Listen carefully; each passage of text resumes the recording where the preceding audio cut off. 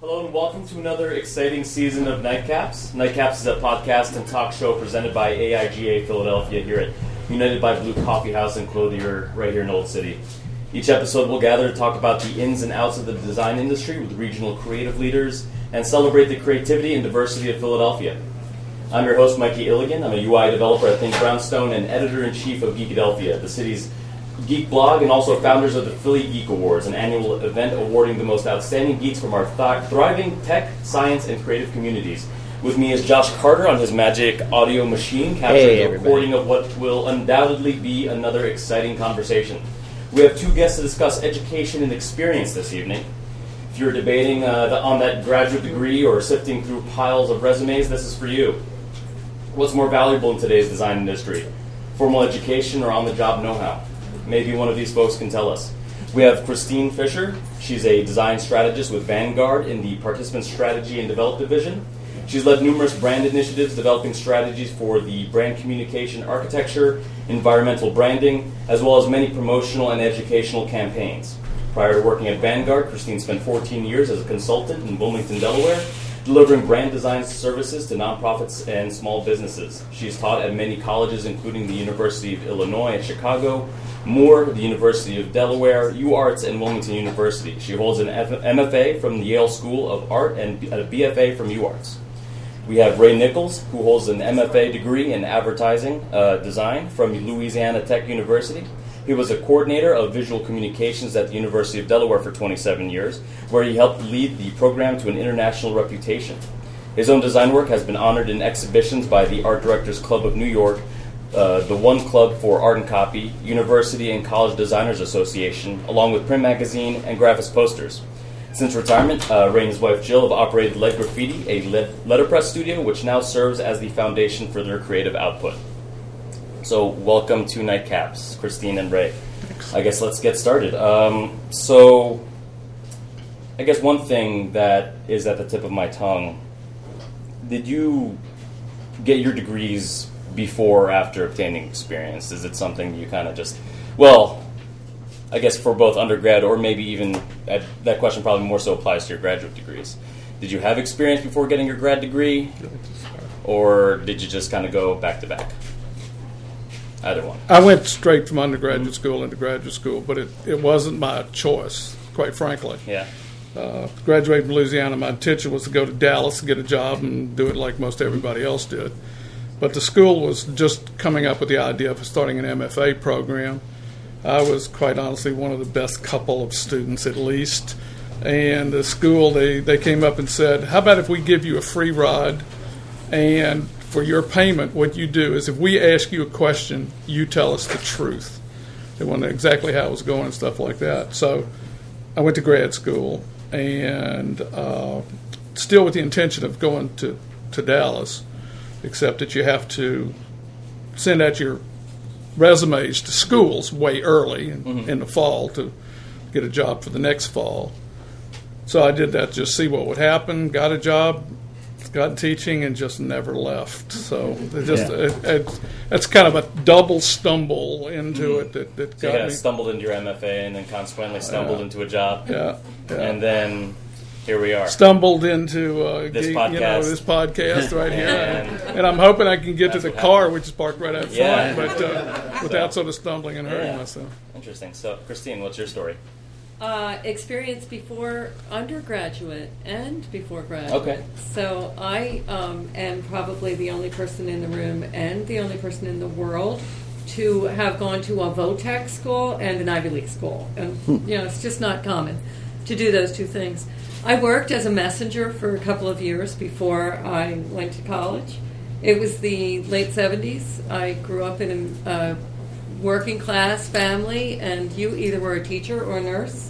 I had no interest in either. So I found a job as a messenger for Lion Studio. I know that Ray knows Lion Studio. Some others of you may. And I started to take classes at the Philadelphia College of Art, now University of the Arts. I met two wonderful teachers who literally took me by the hand to the admissions counselor and the financial aid counselor, introduced me to the university. I matriculated in the fall of 1980, graduated in 84, worked at Catswheeler Design for a couple of years, and moved to Chicago. So that was a bold move for the girl from Newport, Delaware.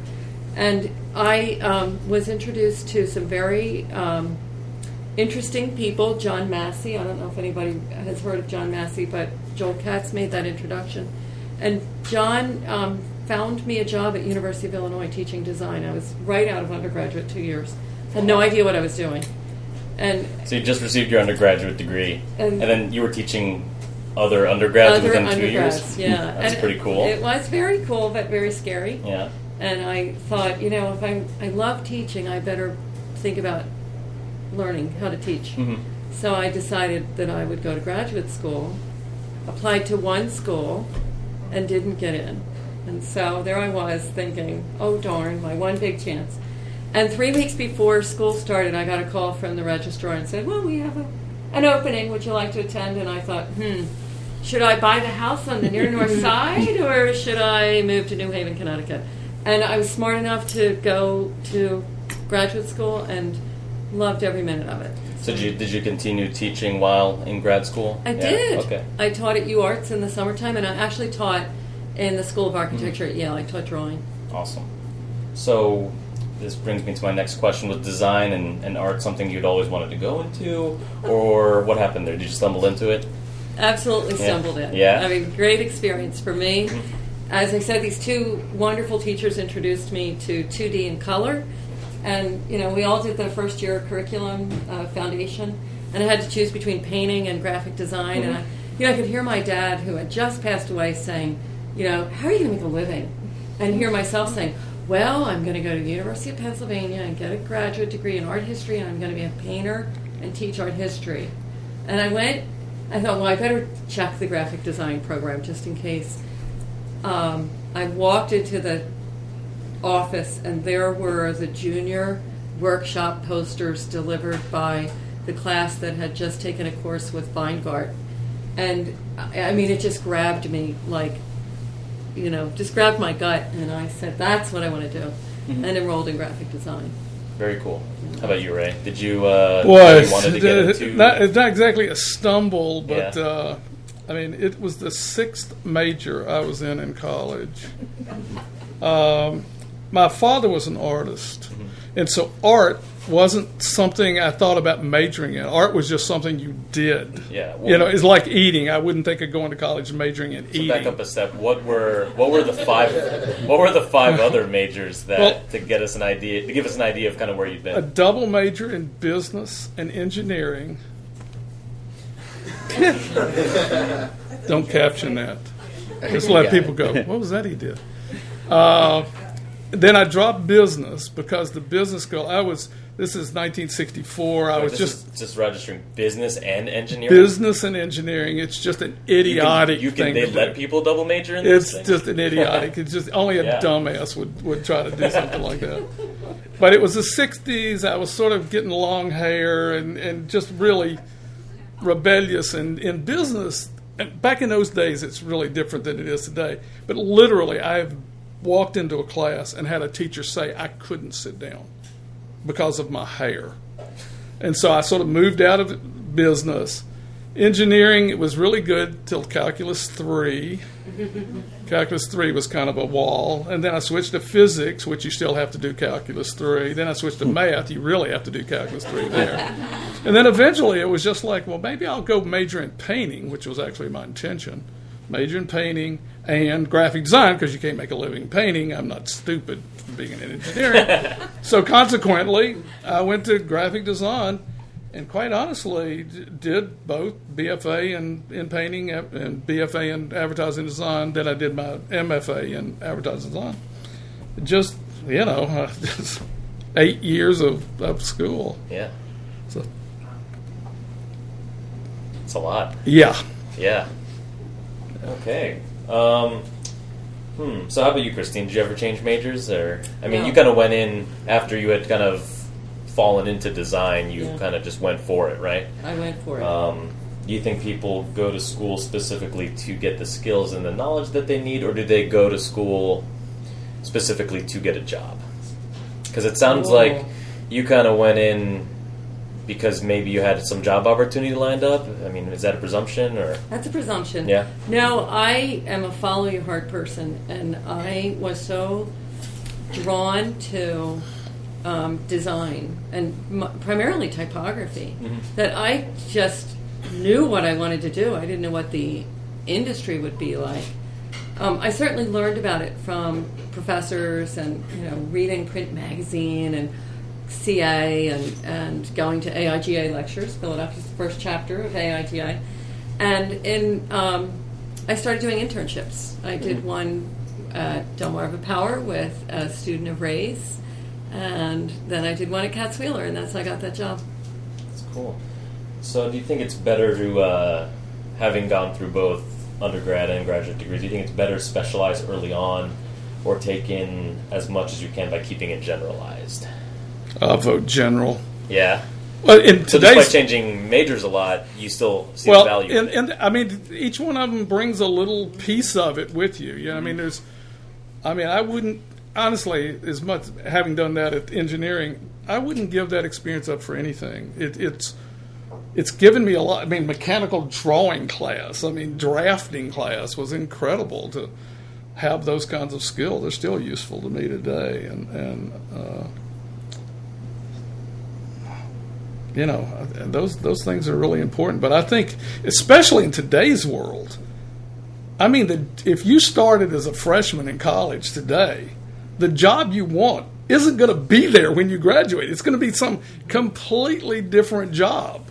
I want to be and it's going to be gone, and there's going to be a whole new slew of things. It's changing so radically fast. I think you need to go to a place that'll give you kind of that get your feet under your right? foundation, and I'm even that's kind of a tough one today because to get the foundation, but that you can think, that you have taste, that you underthink. I don't think something like typography is going away.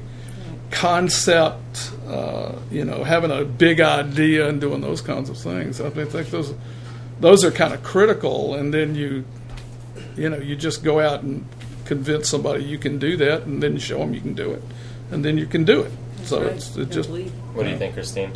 So I think that's a very good point that Ray has made about having that broad range of skills.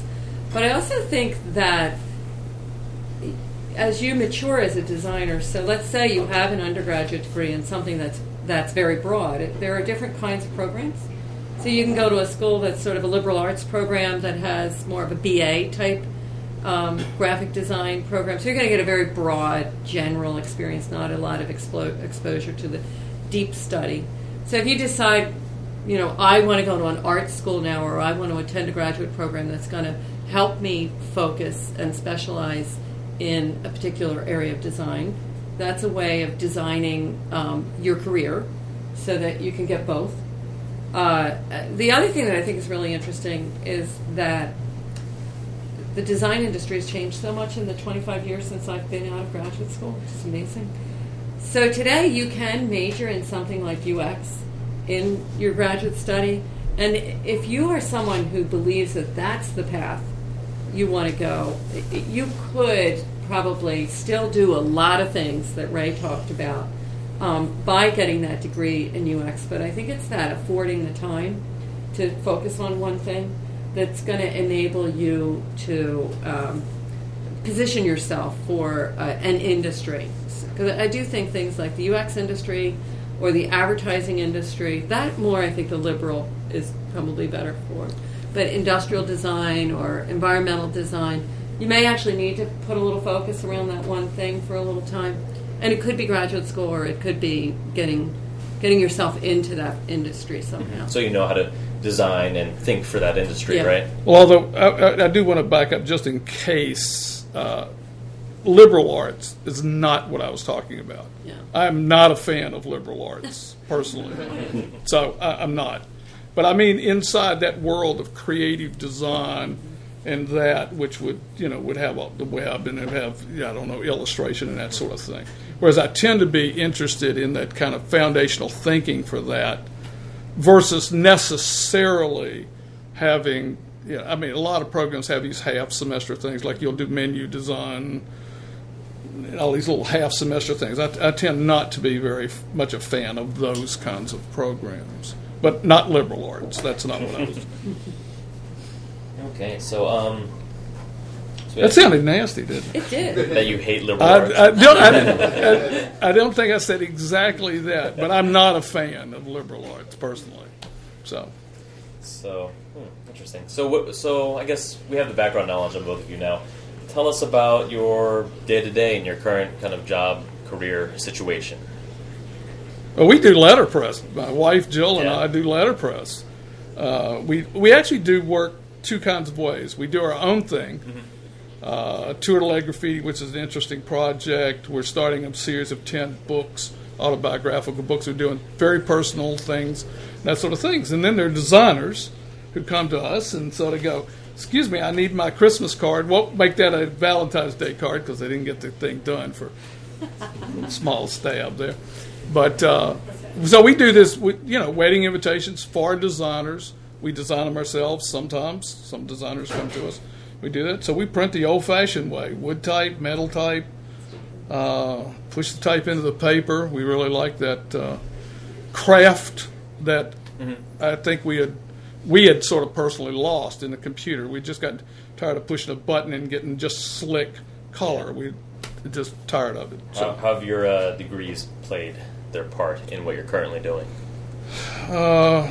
they got me started somewhere a long time ago, and it's today that's what we do.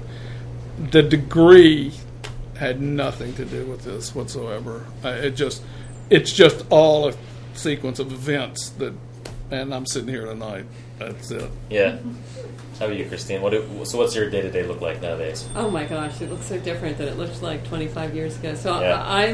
I work in corporate America, and it's actually very interesting. I am fascinated by the business side of design and the problem solving and the design thinking work. So I tend to lead really big initiatives and motivate a team to deliver any kind of solutions. I've worked with environmental branding, where we've delivered an entire strategy on how Vanguard would internally brand its campuses, and worked with an agency locally to develop that. I've done a lot of work with research and determine big how might we questions, and then kind of figuring out what the strategic solution is. Yeah, from your little bio here, I mean, the kind of design you're doing seems to be very, very high level, conceptual at this point, yeah, right? it's very, very conceptual, and it's really cool. I don't know how many people have their 401k with Vanguard, but if you do, you get some really cool emails from us now, and that's my team. And it's really fascinating that I'm advocating for something that I never would have chosen as a career path. I really did stumble into it. Right. I mean, you didn't specifically choose business or designing for business way back when. So how did your degree kind of, guide you here? I had such great education. I feel so privileged to have both the undergraduate and the graduate degrees that I have. So I think most people who have had a great design education will say it taught me how to learn. And you become a seeker, and you become a sketcher, no matter what it is that you sketch with. So that idea of being a maker, I think, never leaves us. We learn how to solve problems, and that just never went away. One of the things about graduate school was that we had to do a lot of writing, and so I found myself being able to be a better communicator, and that kind of positions me to be that project leader and person that. What's your MFA in again? Graphic design. Oh, graphic design. Okay. Yeah. Same as the undergrad, right? Yep. Okay. Yeah. So, I guess we'll lead right into this next question. And I already get an idea of what you're going to say, but how much value do your degrees, would you place in your degrees, and do you think that extra schooling was worth the time and money? Absolutely. Short answer, yes. This guy didn't have This to pay. guy.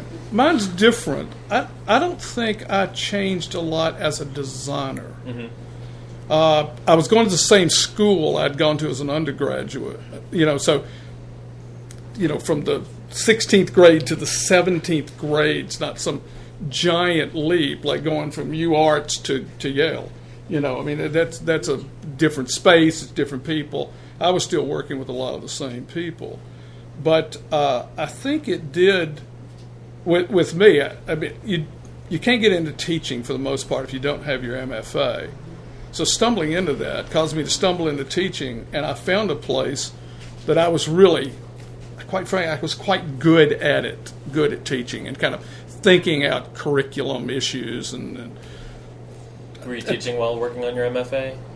Yeah, I did that. And I was also the designer for the university, so I had, I don't know, as I remember the story I tell, I had like 75 printed pieces of work I could put in my portfolio. Mm-hmm. So I did a lot of work as a graduate student, kind of doing that.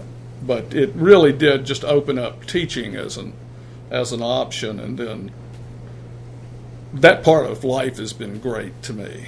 Really great. Which part? Teaching. Teaching? Yeah. You enjoy it better than the designing part, or? I did a good bit of designing. Mm-hmm. I mean, you've read the bio. You know, I mean, I've been in one club, an art directors club. I've gotten enough recognition and work, but I think that there is a bit of a trade-off. I think if you go into teaching, Jill and I were sitting at lunch today, and I was trying to think, somewhere tonight I wanted to say, so what's something really bad about teaching? And one of the things that's really bad about teaching is I don't think you can be a teacher and be Stefan Zeigmeister. I don't think you can have it all. Mm-hmm. Can you be Stefan Zeigmeister? Probably not.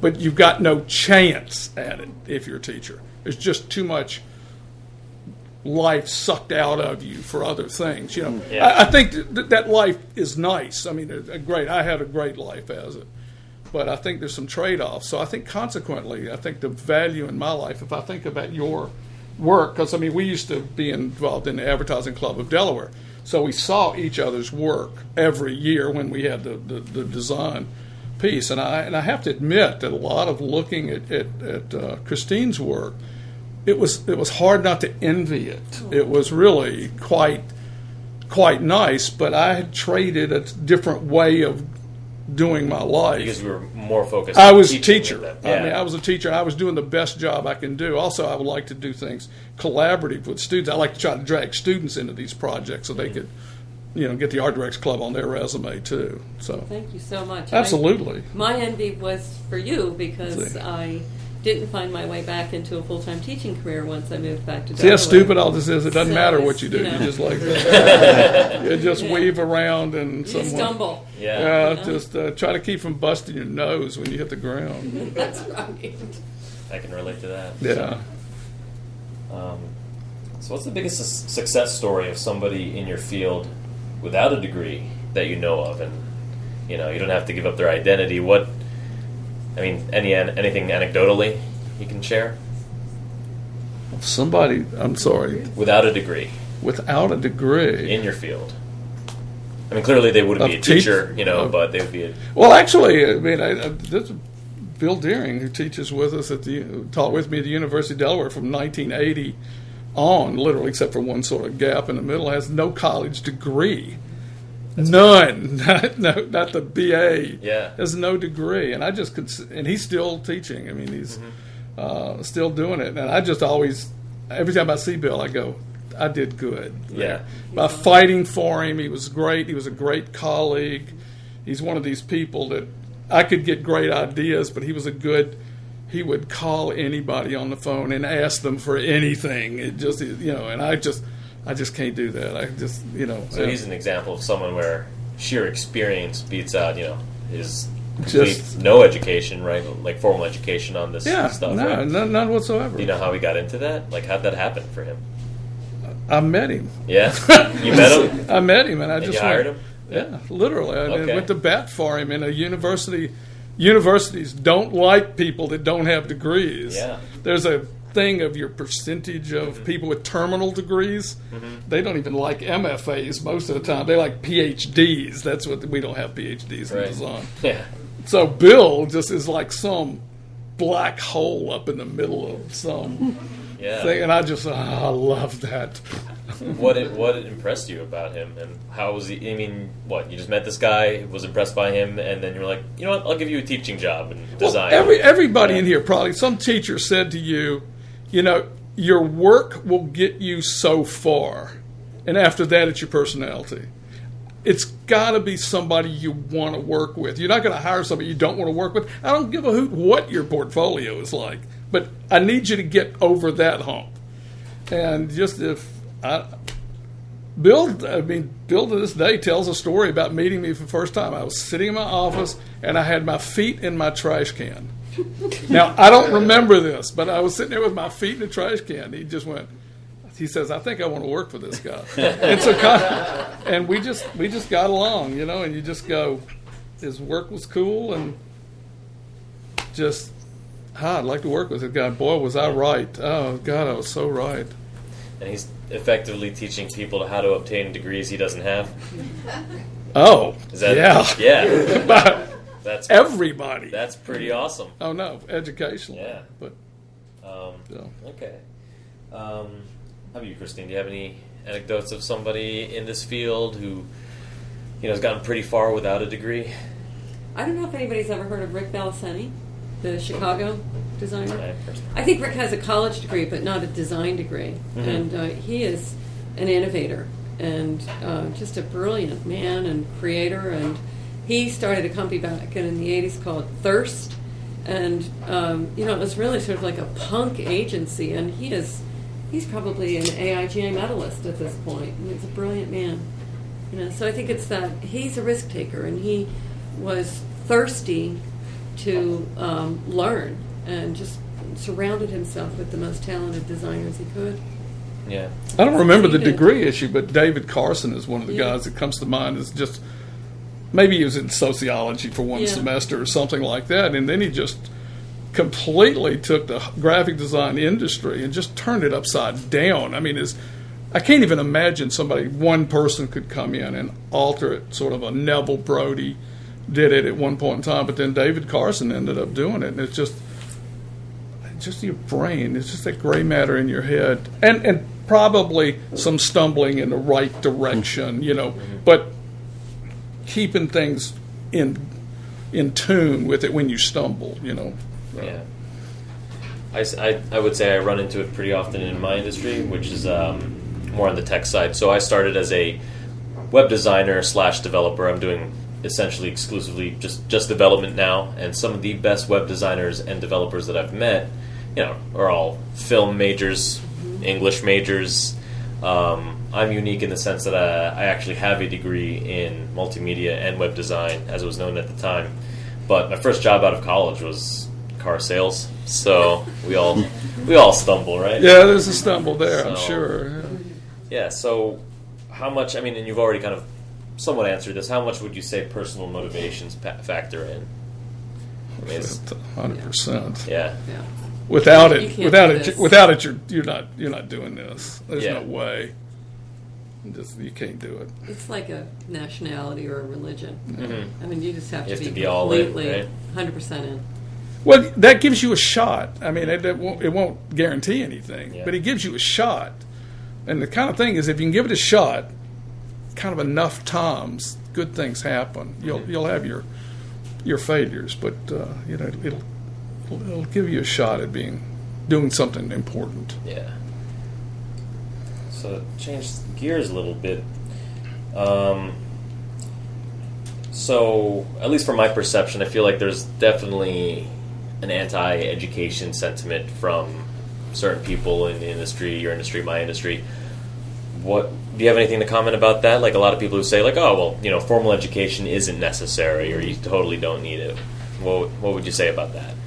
I think it's a lot easier to say when you're on the other side of saying that than when you're on this side. I wouldn't listen to somebody saying that who's got the job I want, because I don't know how easy it is to get that job if you don't have some thoughtful input from people that think about this stuff. How do you get a job in graphic design? We thought about that a lot as you're trying to get people, how do portfolios work and and stuff like that. You just, for somebody to say, "Oh yeah, you should just stumble in here." Yeah. Well, you should just meet a guy whose feet are in a trash can. Right. Yeah. But it just, quite honestly, that just doesn't work out very positively very often. I mean, it just, it's just doesn't make any sense to me, somebody saying that. You know? I mean, it's not like your education is going to send you backwards. Maybe it sends you a little sideways. Like it can only help, right? Financially backwards. Well, I think financially it can, but it's kind of like the issue of the actual question here: education or experience. But if you go get a job at some crap design studio, how are you going to get out of it? How are you going to get that job with Stefan Zeigmeister? Here's the deal. You're not going to get a job at Stefan Zeigmeister. It's not going to happen. You've got to be at a good place. And how do you get at a good place without some, help or something? I don't know how you can do that. But you can. That's a place where I get that statement. Money is a big deal to me. It's too damn expensive to go to college. And going to grad school is 2 more years of it. Now it doesn't necessarily have to cost you the whole thing. But, man, you better get the right job with the right opportunities. You better be off on the side getting some freelance work with some people that are going to let you do pretty good stuff for you to get a portfolio that's going to get somebody important to notice you. They don't have time. And for you to jar them enough to get them to take you seriously. So that degree would open more doors? Yeah. Oh, just in a field trip. We did a workshop with Stefan Zeigmeister down at the University of Delaware. So now every one of those students can call Stefan and say, I did the workshop with you. I mean, you can call this guy cold? That's tough. That's hard to pull off, Yeah. But you can show the piece you did during the workshop, and all of a sudden it gives you a talking point. Hopefully you did a nice one, not a crappy one. Right. But, it just gives you, it opens a lot of possible, it shows you the doors, it doesn't open them. Mm-hmm. It shows you where the door is, at least, What do you think, Christine? Well, education gives you the fundamentals. I mean, a good design education is going to give you the tools. And, trying to come upon those tools either by Linda training or talking to your neighbor or, like Ray said, working at somewhere where you might pick up bad skills. It's not the best way to get where you want to go. Mm-hmm. So I think, design education is really critical to being a designer. It brings us right back to where we started, which was, what do we get out of our education? Which was that ability to continue to learn and to learn to think and to use those formal skills that you spend a lot of time developing. They're still critical to what we do. And that's so wonderful that we still make things. How do you think the people who are like, I went to college and lost thousands of dollars and just got a piece of paper, how do you think they got to that place? Like and with that kind of attitude or mindset? I don't think they were very good at it, and they probably needed to take in their maybe sophomore year or junior year a really hard look at themselves and say, am I in the right major? Mm-hmm. And anyone who's in school right now you have to do so much introspection. You have to really look at yourself and really ask yourself, am I good enough to do all the things that Ray has talked about? And if you think, I'm not really good at this, or I'm not passionate enough to stick this out and to want to give up a lot of stuff to do this well, maybe become another major. There's another side of that. It's that sometimes people study design, and it's a competitive industry, and not everybody's the A student. So maybe you're the C student, but you still love design. There are other jobs in design that are awesome. People can work in other areas of the discipline and kind of detach from being the superstar. Yeah. Because there really aren't any superstars. I'm terrible, and I'm going to be a web develober, right? Because that's what I essentially decided. I was like, I'm really bad at design. I think I might be colorblind. Why has no one ever told me I'm colorblind? And that's great for the web. So, yeah, right? Exactly. Accessibility. So I'm like, I'm going to write the code. And yeah, and you're still. That's what I'm doing. Still doing it. Somehow. Or convince people that really the way to look at the design of a website is it's black and white images only. Yeah. And then add the color later, You test everything. Get somebody else to do, in fact, do that. So, and also on the same topic, what would you say to people that that think academia can never keep up with on-the-job experience? Honestly, get serious. I can change what I do in class in a moment. We can go on a field trip. Who's cool? Ooh, he's cool. Call him up. Next day, we're there. We're listening to him. We've got a guy standing, looking over the cliff, telling us what's going on. How do you get that some way? I don't know. How many of y'all would call him and go, okay, I did, man, school can do that. It can turn on a dime if it's a good teacher. A teacher, not a lot of teachers are willing to turn on a dime, but you can rock and roll. That's pretty cool. There's another side to that, and it's the educational environment should be where we are experimenting and failing fast and then succeeding. And so I think of schools like Yale. 20 years ago, the program that I was in was so interdisciplinary that we were doing things that we're still talking about today. I mean, we were doing information graphics and crazy kind of design stuff that is we're still talking about. Yeah. So I think that's the place to do it. If you look at schools like MIT, where the things that are being designed in that environment, where technology and sound and music and all this amazing stuff is coming out of, you can't find that in the industry every day. I mean, unless you work in the innovation industry. Gotcha. Actually, Christine made a point I meant to make, but I forgot about it a while ago, of that education versus experience. One of the problems in experience, you can't fail very well. Failing is really bad when you're in an experience world. You work in a design studio and you fail it. Well, I just didn't come up with a logo. Excuse me, we're presenting at 10, And school, you can fail a lot. As a matter of fact, you can fail 90, maybe that's a little much, 80% of the time. You can probably fail literally and be the best student in a class. The wins have to be big ones. But you can fail a lot of times on something that teaches you something, and then you pick that up and do something really wonderful with it. And I think that's another reason why education is just it's a soft landing. It's like one of those moon bounce things. You can, you just come down to easy. So, what else is academia doing to keep up with the latest trends? Wow, if they're doing field trips, I mean, field trips is just an easy one. Get somebody to come in and teach a class. I don't know. Did any of y'all read any of my tweets today? See, now this is really it's really pissing me. I wrote a tweet today. Every hour, starting at 7 o'clock this morning, I wrote a tweet about something I wanted to talk about today. So that is the last time I will ever do that. So, I don't know. I forgot the question. Now I've gotten mad. So, let's see y'all edit that out of the thing. So I like your bit about experience.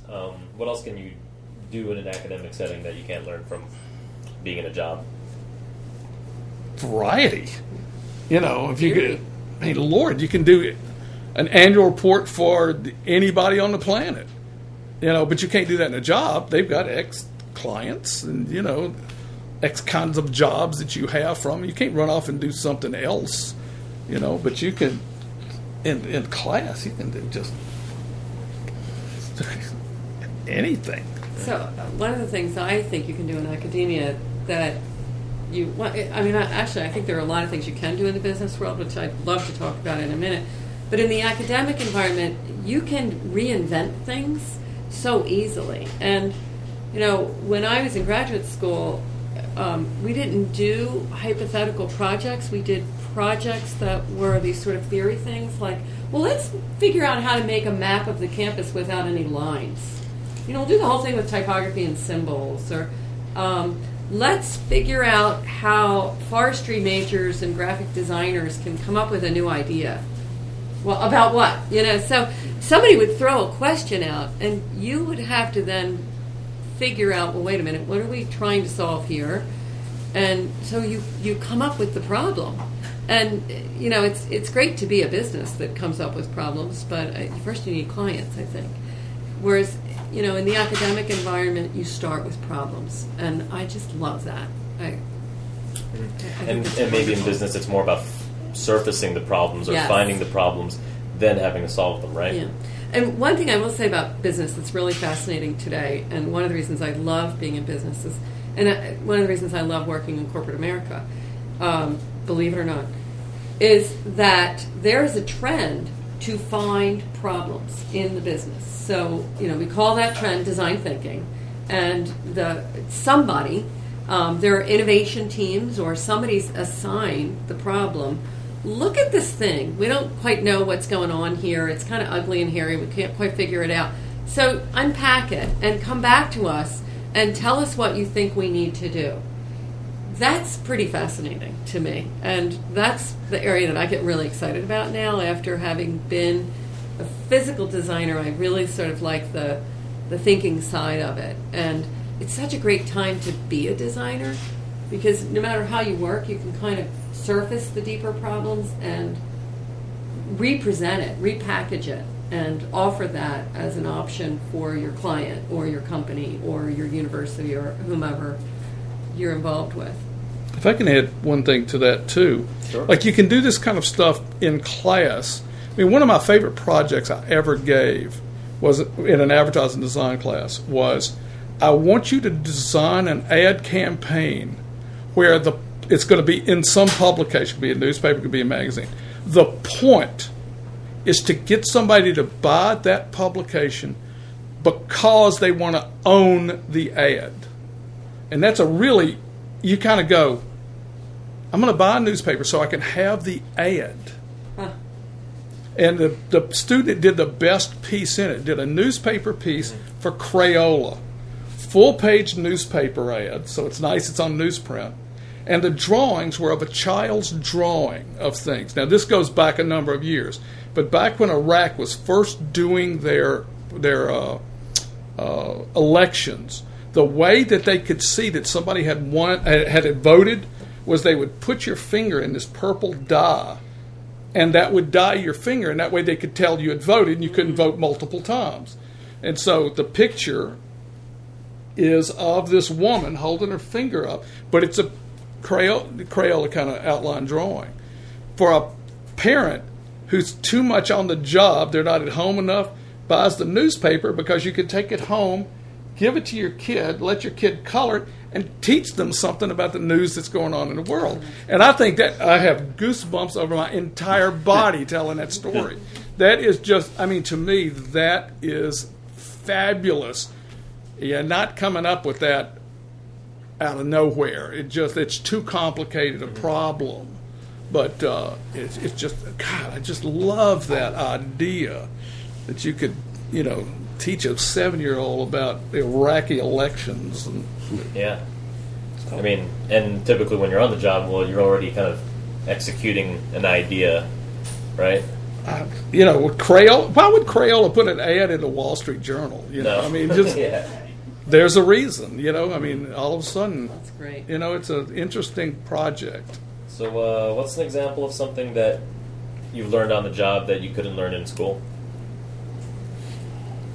I'm sure you probably have a lot to say, Christine. Investing. Yeah. All the financial stuff that you totally didn't learn in design school? Yeah, I didn't learn anything about money in design school. Yeah. I took an economics class, boy. Mm-hmm. So that's been really great. Maybe we should swap jobs for a couple of weeks. What else? What other industries have you worked in other than finance? Oh, my goodness. I worked for myself for a number of years, and that was a lot of work with not-for-profits. I think it was the self-discipline of managing your time was really important when I worked for myself. I had to get up, get my kids to school, organize my day, work, pick them up, so it was that whole idea of I have to build this time. I'm sure you could talk about this too. I have to figure out what this project is. I got divorced. Write a proposal. Stick to the proposal, deliver the things I told them I was going to deliver on time. And so I think it was her learning how to manage my time to the proposal, to the deliverables. I mean, I think, And this time management stuff never really came into play while you were at school? You worked till 4 o'clock in the morning and you slept 2 hours and drank you worked as long as it coffee took. And got up the next day, matter. so, and you learned time management in school, but it was different than, I think, the kind of business time management. It wasn't money. You weren't Exactly. charging money for what you did, so you kind of have to be true to that when you're trying to make a living. And if you work at a place, there are all kinds of forces making you do this in a time frame. It's The deadlines just have a different they just feel to them, right? have them there. But when you're by yourself in a design studio, you can put it off today and do it tomorrow. There's nobody to answer to except yourself and maybe the client somewhere, but you can come up with some excuse or, But that's tough when you're by yourself. Cool. So, I guess this question is for you, Ray. How can students in academic programs build the practical experience they need to get started in the industry? Honestly, like if a student was really interested and really eager to get into, get the hands-on that they wanted from kind of more of like a, real-world setting, what would you suggest? I'm not sure how to tell you to do this, but go to a good school. Go to a good school. There are a lot of graphic design programs that really aren't very good. A lot. You need a good program, and you need to go there. One of my tweets today was, differentiation is everything from student to student. You need to stand out from all the students there. You need to try to beat the best students. I gave a talk at the AIGA feedback thing the other day. I was invited to do the opening. How I come in, thanks to, somebody who didn't want to do it herself, I guess, wanted me to do it. Come in here and give some motivational kind of things. And my statement is, what would a good student do? So you need to go to that thing and you need to be a good student every possible moment, doing good work and stuff like that. And then go to field trips and things, and then write them a damn thank you. Holy crap! Internships. Internships, yeah, good. Internships Is that what you help a tell lot. them? Take as many internships as you can, right? Work in the summer. I would take a couple. Couple. You can go crazy. You try to swap it for experience, and you're, I don't know. You get end up with more data than you can deal with. I've known people who've also done kind of like, their undergrad on a part-time or their grad degree like on a part-time basis while still working. So that seems to work out. Freelance, I think one thing for me was when I was in school looking back that I would change is that I would have approached every project, because there are always these like hypothetical things like, here, make this ad or this website for this ABC company, and I was like, all right, so I'll just BS this and get the work done and on to the next thing. Going back, I would actually approach every project as if it were going into my senior portfolio, because ultimately a lot of this stuff did go into my senior portfolio. I didn't BS everything, so the great examples went in there, but there were people who had pretty much nothing because they kind of just scraped by all those years, and when it came for portfolio time, they're like looking back at their older work, I'm like, this is garbage and this can't go in here like at all. I'm not going to pass portfolio review with this crap. So what would a good student do? Not a bunch of crap work. Not work that you're not trying to dig down and find some core coolness down in there somewhere, So on the flip side, what would you suggest to novices who haven't exactly taken a traditional educational path? How would you tell them to kind of get the go backwards maybe a little bit and get that foundational information that they missed out on. Like someone who kind of just fell into a design job and maybe missed out on some of the cursory typography, color theory stuff. What would you tell them? Read lots of stuff. A project that I used to give, to bring up another project, was the students would have to go off and find some piece, and then the presentation was, what was the person thinking who did this? I don't care what they were thinking. What I care is, what do you think they were thinking? So even if you knew them, you couldn't go ask them what it was. What do you think is going through their head? Where you realize the kind of complexity, go off and, do an annual report. I mean, the complexity of doing an annual report is huge. But if you just look at an annual report, it looks okay. It's pages, Y'all do some of those. This looks simple. Sure, yeah, right? it doesn't look like a big deal. But trying to understand what goes into the process of making, something as simple as an ad or a cover for a magazine, or the opening page of an editorial spread or something like that. I mean, somebody who's killer good, they're thinking about all sorts of things to get to that, and not just here, here, teacher, is this an A? So. I also think having a good mentor helps a ton. And, IIGA has a mentorship program, that's great. But having a mentor at work, I mentor a lot of designers. Our designers come from all kinds of backgrounds. We have people who have, degrees from great schools. We have people who fell into the profession, people who went to maybe have more illustration than they do design. And just helping them with the things like refining typography and having, good conversations about it and being really positive in the delivery of the critique, I think, helps open that mind to the handful of things somebody needs to tweak to get themselves where they want to be. I think the mentor thing is great. Yeah. And that's... This is kind of a side note, but it's something I want to ask. Why do universities... I guess some of the criticisms that students and former students have is like, why did I have to take 4 years of Spanish to be a graphic designer?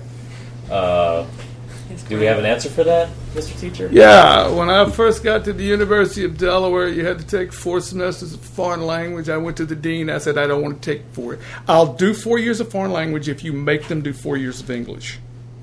They only had to take 1 semester of English, 4 semesters. They went, oh, okay, we'll let you drop that. And I added 4 more classes in design. So I'm not sure. That's snotty or something, and it's way snottier than I mean it to sound.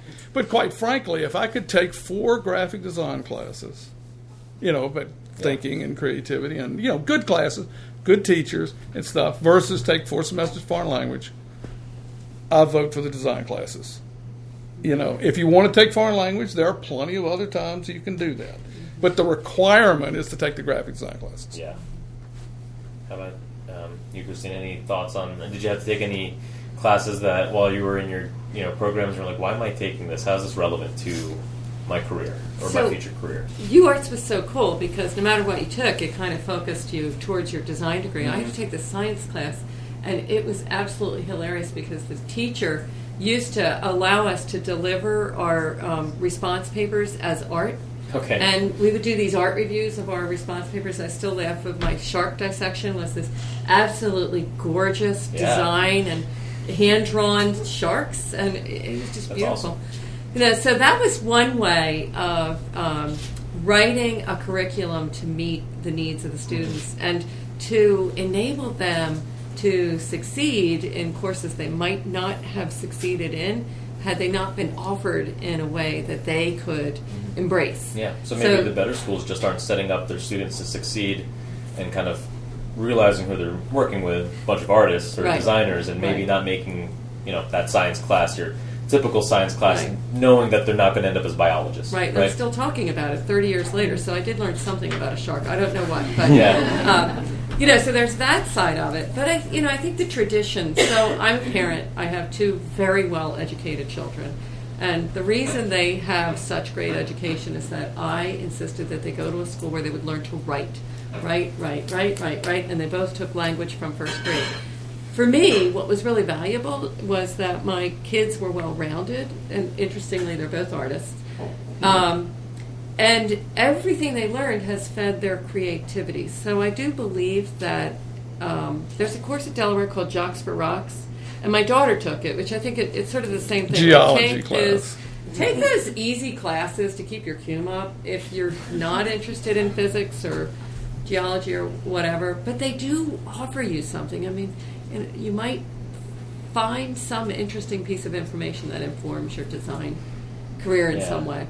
Because I come from a university world, so having those other classes that you wish you didn't have to take, it was like 80% of the classes that I took I didn't want to have to take.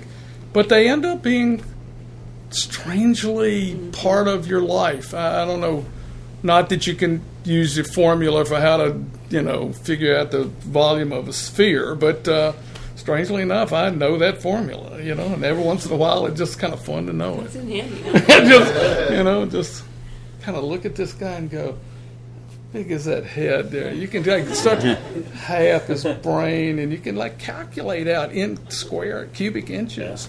It's just sometimes you just see a guy and you just go, What's the I'd like to know. Yeah. What's the volume of that guy's that brain? What is that? Stuff to think about. What put you on a spot out of nowhere? You're like, holy cow, where did that come? Mike, you want to ramp up and go into Q&A? Sure. We'll have one more question for these two, and then we'll open it up for Q&A. We have time for 2 or 3 questions. There is one thing you could go back and change about your education. What would it be? This is so dumb. Well, I would have taken more photography classes. I would have better handwriting.